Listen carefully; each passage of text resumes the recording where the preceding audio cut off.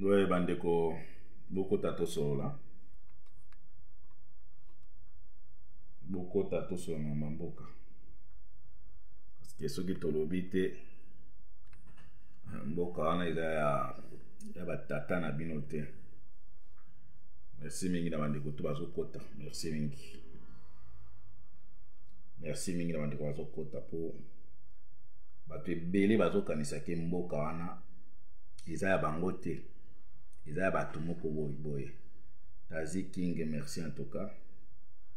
En tout cas, Nebokoti, merci. Manque de conscience. Et ça, là, qui est motokofi lokola nyama. Manque de conscience. Je pense que dans le temps, c'est parce que vous avez dit makambo eza ebele ya kosala na mokili. Makambo eza ebele ya kosala na mokili bandeko na ngai. Bandeko bokota en tout cas, merci mingi en tout cas na bao bokoti déjà. Je pense que le discours est milai exaté par rapport à makambo tozomona lelo na mboka na biso. Peuple zaïrois. Peuple de Kinshasa. Je pense que ndeko onyo so kozwa message oyo. Il faut faire passer le message pour ekoma bandeko ba yeba. Eloko ni mezoleka na mboka na biso. Parce que makambo eleki leo na mboka na biso na est. Ba kino baza informé ti. Ba lusho baza informé ti. Ba to ebele baza informé ti ke lelo ndenge eza boye. M23 de retour. M23 a signé lelo de retour. Comment mboka mobimba ekoki kosala ke soki moto a décidé à koti alingi abimi. Est-ce que boino bato bobete la katolo fachi béton fachi quoi? Et c'est normal. Bana mike ya âge ya bana na biso. Na moma oyo baninga na bango awa na bamboka mosusu baza na ba école bazo tanga. Bana na biso eromba bango tout bazo kima. Timothée Kitoko, merci en tout cas ndeko nanga de okoti. Na moma oyo bino bato ba fachi béton. Fachi machin. Est-ce que vous êtes au courant que est Rutshuru Bunangana na moma otozo sur la bino et comme na maboko ya M23. Mais na la chaîne ya télévision na bino. Chaîne oyo Mobutu atika immeuble. Et comment il y a adoration. Il y a quoi adorer, il y a personnalité. D'adorer Tshisekedi, Félix tout le temps. Tandis qu'il y a la vérité. Il y a la guerre. Il y a l'occupation. Il y a le massacre qui se passe à l'est du Congo. Bazako massacre peuple nabiso. Armée étrangère, Lelo M23 et Koti Lissous. Officiellement. Semaine passée, Zaki na Kina Bukavu. Lelo eza na côté ya Bunangana, na côté ya Rutshuru, côté ya Batangi ba ville eza ebele. O M23 Koti. Mais na Kinshasa ambiance. Na Kinshasa président na bino na ba fête ya mariage.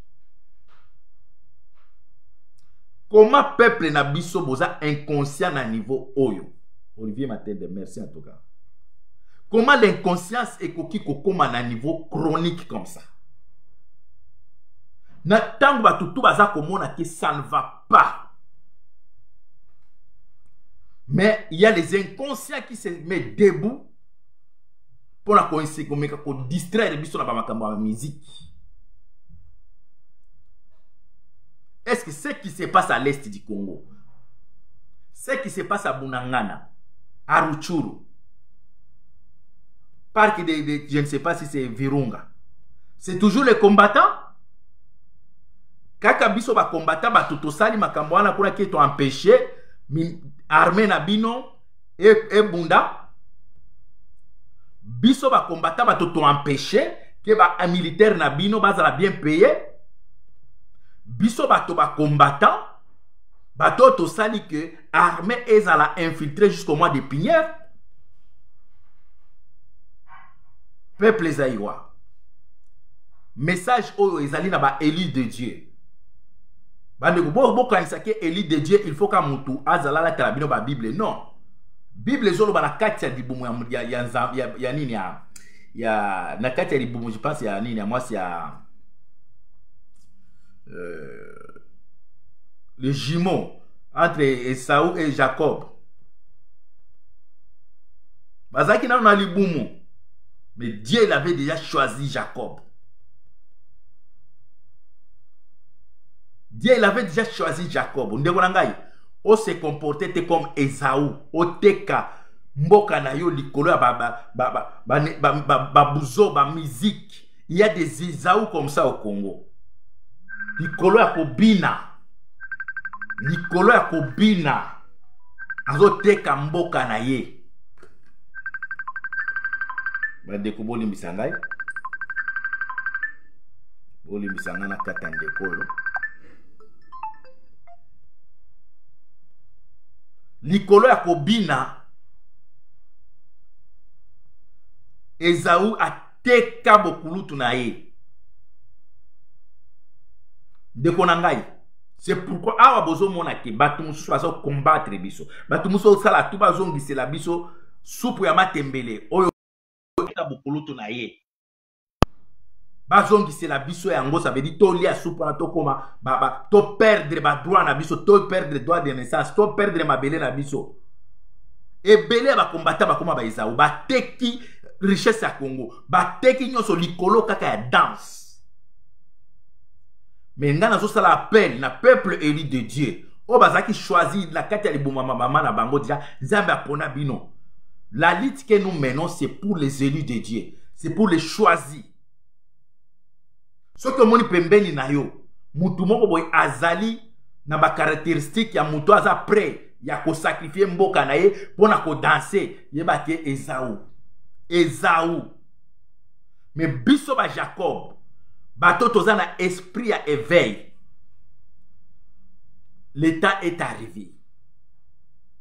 Bon matin, bon kita. Le vent souffle déjà pour les élus de Dieu. Bateau Baza appelé pour libérer ces peuples. Le peuple congolais est déjà libéré. Mais à cause de l'inconscience, Dieu nous regarde maintenant. À cause de l'inconscience, Dieu nous regarde. Bande qu'on a vu sur totika là-bas inconscient placité. Totika là-bas inconscient placité. Le vent a déjà soufflé. Donc, va Nzambe il s'est soufflé déjà. Et ça a touché bato o nyonso, bazali appelé pour annoncer le message de libération. Toko forcer na biso mutute. Lelo na uti ko sepela. Na sepeli makasi. Na moni oyo pasteur oyo soki Joël Tatu, soki Joël Tatu. Ah oui. Ah oui. Ndeko, o mata, o kita. Les messages de Dieu, c'est comme le vent, c'est le vent. Beaucoup bloqué en côté. Nayoki Joël Tatu, na sepeli. Thème naye, le sujet, c'était plus par rapport na message à bande konabiso ba yembike nini tosalité. Alobi, en tout cas, il y a solo nini tosalité mboka, ça ne va pas. Ça ne va pas. Mboka mobimanzala, bani alobi, ça ne va pas. Ah, ils ont un fanatisme, le pays, ça ne marche pas.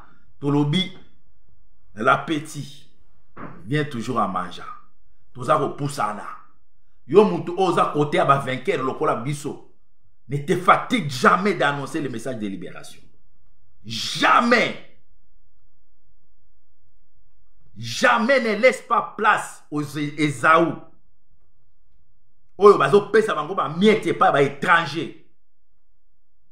Pona koya ko distraire biso. Maestro Steve Malungen, Zamba pambolo ndeko na ngai. Émission si zo yango tia na bokoto. Peuple zaïrois, souffle déjà, et donc le souffle de Dieu. Et c'est soufflé déjà. Ceux qui ont boy, message au biso toza kopé saké, le peuple congolais, vous êtes déjà libérés. C'est l'inconscience où ils ont maintenir bino. C'est l'inconscience.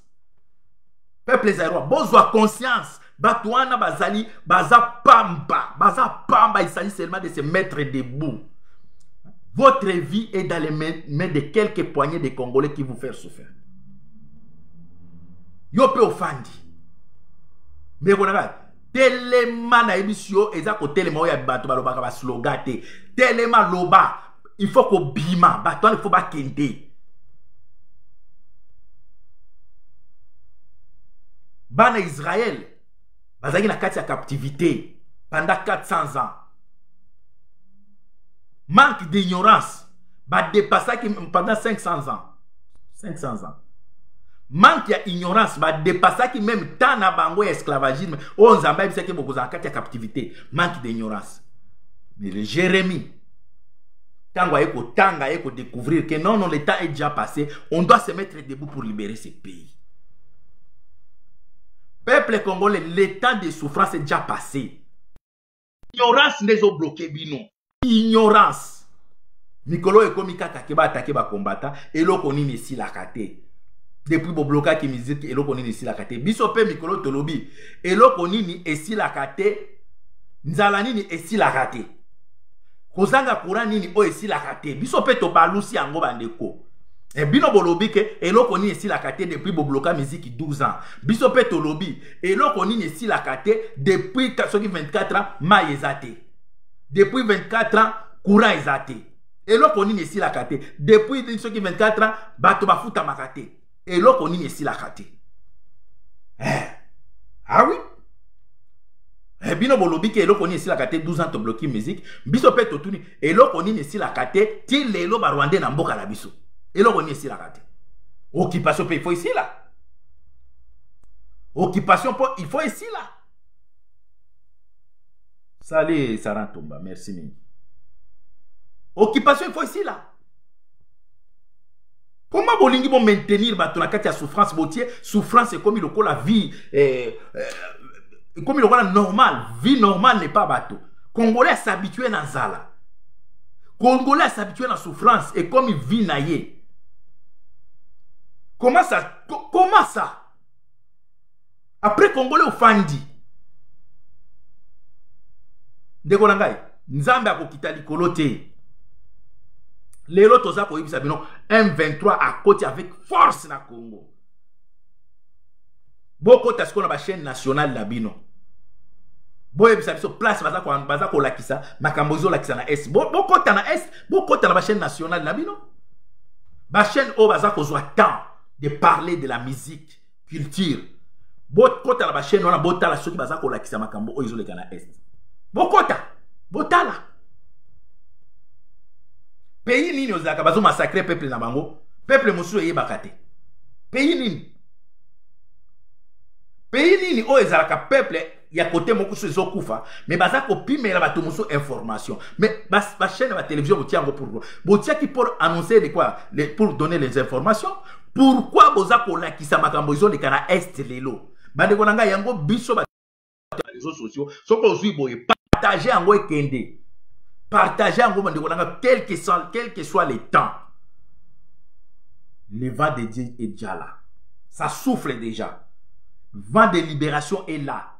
Nous, on croit à Dieu. Tous à sentir déjà qu'à la mingi temboka les autres à la libérer. Mais et qu'on la libérer un peuple à conscient, pas inconscient. Tous les inconscients, ils vont subir l'humiliation.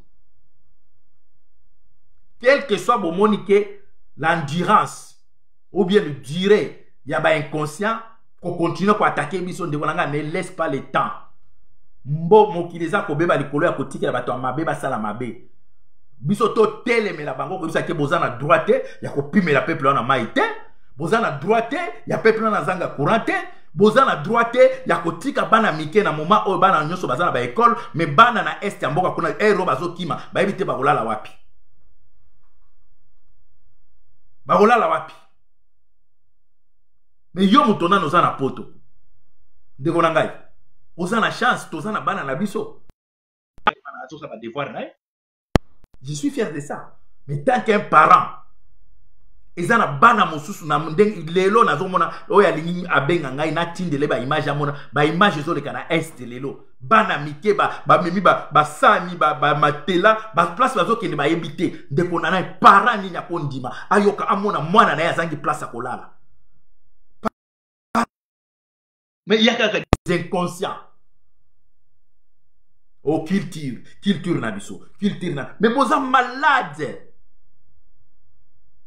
Yo somona maçon moko azo tonga mboka azo bina. Endako. Yebisanga na mboka oyo monike maçon, azui brique, atie soki nini, babenga soki, comment on appelle ça? Ah. Abusa ntia ba biloko ngwa ba maçonnerie bani.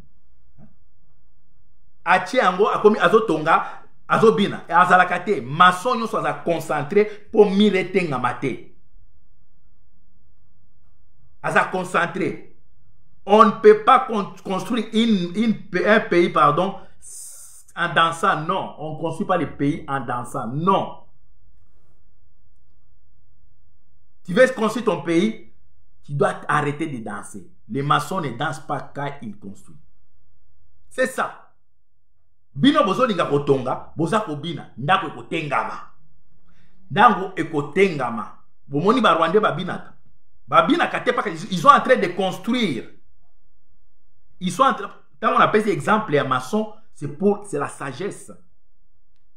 Maçon mon côté atonga kandako azako bina azate. Maçon mon côté atonga ndako na kobina te. Maçon mon côté atonga kandako azana kati ya boîte na molili. Non, non, non, non, non, non. C'est pourquoi les Rwandais, ils ont compris la première chose. Pas de distraction chez eux. Pas de prière. Il y a pas chaîne de prière. Moutuba prière au côté tongo midi pourquoi. Exacté pas Rwandais. C'est pourquoi mon imboka na bango ils ont tongam. Mais ça conscient. On ne construit pas la maison en dansant. Mais bino. Bozo linga kotonga mboka. Boza ko bina. Ba ndako eko tengama. Siko biso toboy kotonga. Ndako ya kotengama. Toboy ndako etelema. Parce que maçon atonga kandako aza concentré. Ça veut dire biso mboka na po etongama et sengi toza concentré pour na ko libérer yango. Bino bolingi to memela biso danse entre ta bozo biso to binaka. Et ko lekate elo elekate bande ko na ngai lelo situation ya lelo M23 eza de retour en force na est ya mboka na biso. M23 de retour. Mais président Nabino Azako célébrer ma mariage. Président Nabino. Makambo et les kaki na Bukavu avant-hier. Président Nabino Azako pas même un mot. Ministre de la Défense, pas même un mot. Ministre intérieur, pas même un mot. Communication, un mot. Ministre de l'Information, pas même un mot. Peuple. Bino Batobozako yako bundi sakabiso. Culture. Est-ce que Namboka wana, un gouvernement est composé par plusieurs ministères? Est-ce qu'il y a qu'un ministère de culture au Bozo Bundelabiso? Pourquoi Bozo se bat traité pour d'autres ministères?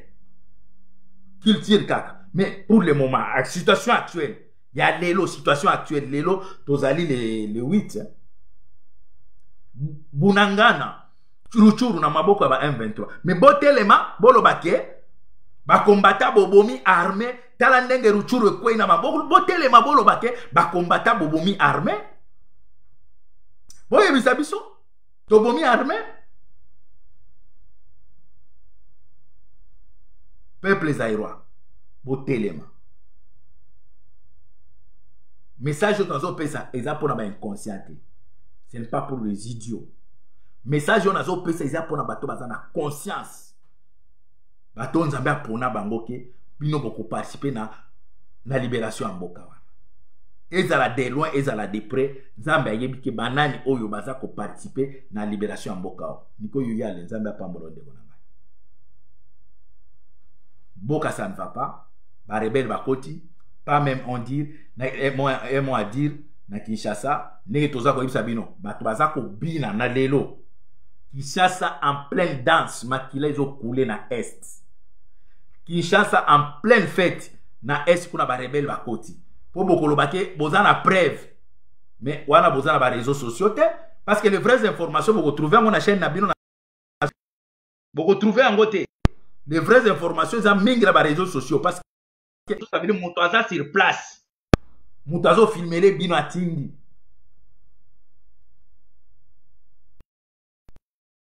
les grands le font merci en tout cas le fongo merci na ba chaîne na bino ba kolobela makambo biso tozoloba te mais kota na kati ya ba réseaux sociaux oko vivre en temps réel ce qui se passe à l'est à Rutshuru bandeko mboka nini oyo ezala kaka ba armée étrangère ekotaka ebimi ekoti ebimi toyokaka teke oyo abiso nano ke ekatisaki toyokaka ngo te toyokaka teke armée ya Congo lelo batomboki bango pe ba répliquer bakati toyokaka te ezaka soki nde bakoti wana mbala moko tozokende na négociation tout ça ce sont des jeux de Rwandais. Il faut que tu aies des chaos na Congo. Congo est développé. Il faut des guerres en guerre. Ce sont des stratégies de Tutsi. Pas Congolais vont besoin de conscience. Batouana baza mango makasité. Mais à cause des idiots, oh baza kondima koza ba esclave à Rwandais, yango monike de l'autre zati baza ko benda kabiso nase. On ne voit plus de Tutsi au Congo. On ne voit plus de Ruberwa. On voit que les Congolais qui sont habités par l'esprit des Rwandais en eux. Mutumusou omona zolo babo lingala morphologie peza muso omona peza asa epe bogarte omona ka zusa misala cc musique ezonga na poto a vilain mais esprit na eza na kati ya ba Rwandais mais omona zolo bana lingala ngana bundi biso to bunda biso to sala bo asa na esprit animé par l'esprit des Rwandais pour faire danser distraire le peuple congolais. Nzambe pe za bolingwa so omoni parfois muta botami na ye mobali aspect za te bogare za te donc par Nzambe ayibaka ki oyo na pesi bogare lokola commandant eso que ça va dégâts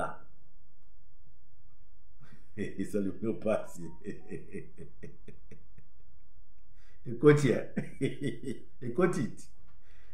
Nzambe atalaka mutu abosoki na pesi boboga la commandant eso donc avec ça va dégâts bambie qui vilain mais na qui vilain na moi ça complexé asa ko lingaka ko forcer bato na oya lingi dak bandi wala ngai na kebulo ki mes messages zaki na sekika pona ko un peu ko alléger peu bato ba c'est quand même que mes messages zaki bandi wala biso souffre dédié ça déjà wana bana impère bato ba yemi petit Nzembo.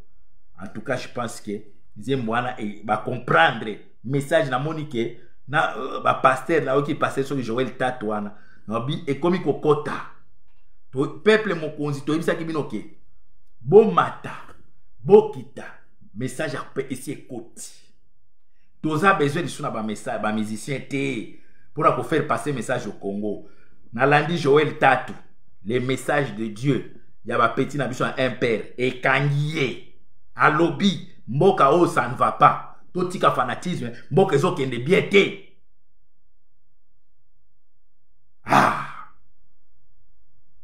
hein ba fanatique ba gangi ekoti tozo poussana yo mutoza côté à ba vainqueur lokola biso zala fier quel que soit le temps mon frère quel que soit le temps Dieu va manifester sa puissance kolinga oyeba teke ko utawapi lisasi ba arme kolinga oyeba ngote tikala na position na yo annoncer seulement le message à libération le reste c'est Dieu va s'en occuper. Dites amen, ne sois pas lâche. Ne sois pas lâche comme les autres. Il faut une exception. Na katia groupe nabino. Soki ba mususu bazomona ke Congo eza difficile ko bonga kate ko za libérer te yebise mboka na ngeko za la libérer. Soki eza libérer te pona bino ba médiocre ba idiot. Mais biso ba toto za déterminé. C'est la terre de nos ancêtres doit être libérée. Et là on est ici la kate. Bino bolobi ke eloko ni sila kate 12 ans musique ezobeta. Et biso pe tout na bino eloko ni sila kate occupation ni sila kate.